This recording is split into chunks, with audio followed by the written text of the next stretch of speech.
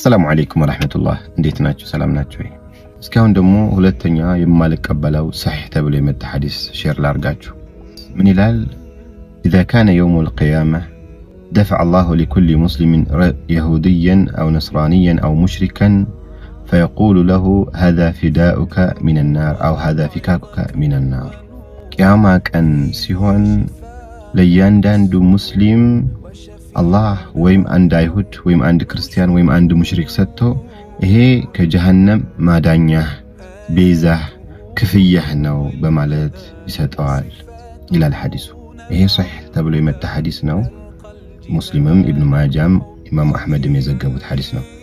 አስቡት፣ አንድ ሰው እኔ ሙስሊም ነኝ፣ ብዙ ወንጀሎች አሉብኝ፣ ብዙ ኃጢያቶች አሉብኝ። ቂያማ ቀን አላህ እኔን ምሮ ወደ ጀነት ማስገባት እየቻለ ሆነ ካፍር ወይም ክርስቲያን አይሁድ እና ሙሽሪክ ጠርቶ አምጥተው እና ይሄንን ወስደህ ጀሃነም ግባ ስትባል ነው ይሄ በኔ በኩል ክፍያ ብለህ ክፈለው እሱ ወደ ጀሃነም ይገባልሃል ብሎ ሲሰጠኝ ማለት አላህ Subhanahu Wa Ta'ala እኔን ምሮ ጀነት ማስገባት አይችልም? ካፊሩ ኩፍሩ ጀሃነም ለመግባት በቂው አይደለም? የኔ ወንጀል መሸከሙ ምንድነው ጥቅሙ?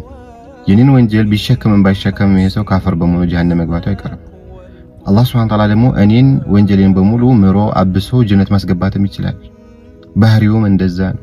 የኔ የሰራሁት የገደልኩት የዘረፍኩት ያምታታሁት ያጭበረበርኩትን ወንጀሎች በሙሉ አምጥቶ እዛ ላይ የሚጭንበት ምክንያት ምንድነው? ምንን ነው የሚያሳየው? ስለ አላህ ፍትሃዊነቱ፣ አዛኝነቱ፣ ደግነቱ ምንን ያሳየናል? አስቡት፣ ሰይድና አሊን የገደለ ሙስሊም አቡ ጣሊብን ወስዶ ለጀሃነም ይሄ ከፍያዬ ነው ብሎ ሰጥቶ እሱ ወደ ጀነት ሲገባ አቡ ጣሊብ ወደ ጀሃነም ሲገባ ማለት ነው። አቡ ጣሊብ እኮ አስለን ባለመስለማቸው ጀሃነም መግባታቸው አይቀርም።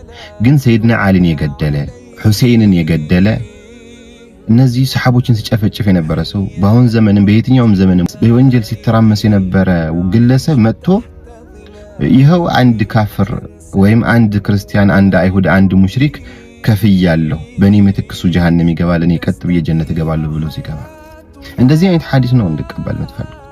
አላህ በቁርአኑ ምን ይላል? ወአን አላህ ለይሰ ቢዘላሚ ሊልዓቢድ ጌታ እኮ ባሮቹን ቅንጣት መታከል የሚበድል አይደለም። ኢነላህ ላ የዝሊሙ ሚስቃለ ዘራ አላህ የብናኝ ያህል አይበድልም።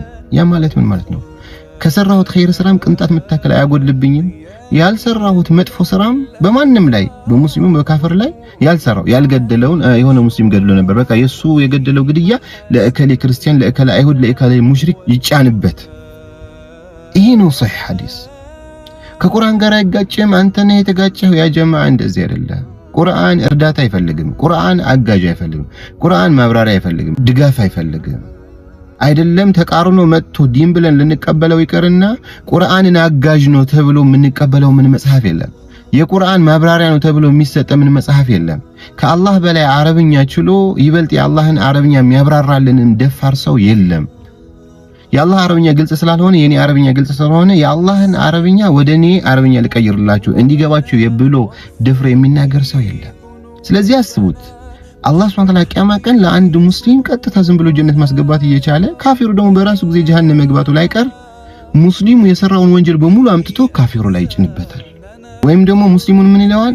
ላጠፋው ጥፋት ለሰራው ወንጀል በሙሉ ይሄው ይሄንን አንድ ክርስቲያን አንድ አይሁድ አንድ ሙሽሪክ ለጀሃነም ዘበኞች ከፍለህ ከጀሃነም ዳን። አስቡት፣ ነብዩላህ ዩሱፍ ምን እንዳሉ ስሙ። ቢንያሚን ወንድማቸው እንደሰረቀ አስመስለው ሊያስቀሩት ሲፈልጉ ትላልቆቹ ወንድሞቻቸው ደንግጠው በቃ እሺ በጣም ሽማግሌ አባት ስላለው እቤት እንዳይደነግጥ በሱ ምትክ እኛን ያዘን እሱን ልቀቀው ሲሉት ማዓዘላህ አለ። አላህ ይጠብቀን። ኃጢያት ያልሰራን የተሰረቀብንን ዕቃ ያላገኘንበትን ሰው ይዘን የሰረቀውን አካል ከመልቀቅ አላህ ይጠብቀናል። አላህ ሲሆን እኔ የገደልኩት እኔ ያጭበረበርኩት እኔ ያምታታሁት ወንጀል አቡ ጣሊብ ላይ ያስቀምጠውና እኔ ጀነት እገባለሁ አቡ ጣሊብ ጀሃነም ይገባሉ። ያ اخي ان في ذلك لآيات لقوم يعقلون لما يستنتن القرآن የተወረደው لما يستنتن ሰው ቁርአን ያልወረደው ፕሊስ አሁንም ወደ ቁርአን እንመለስ። السلام عليكم ورحمة الله وبركاته